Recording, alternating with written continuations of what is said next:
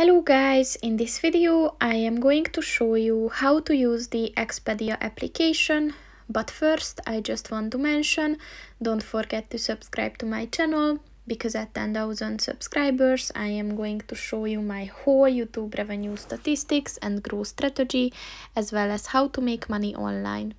Let's jump into it. First of all, open the application on your phone.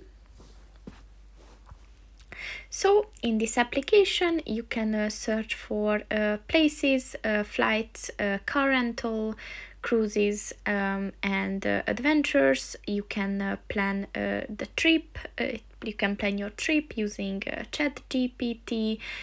You can explore different places, you can search for different places, and you can also plan trips within this application. So it's a wide variety of opportunities when it comes to traveling.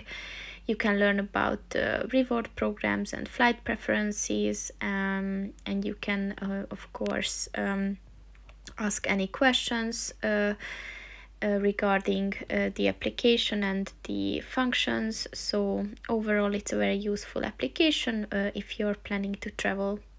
So that's pretty much it for this video, guys. See you in the next one. Goodbye.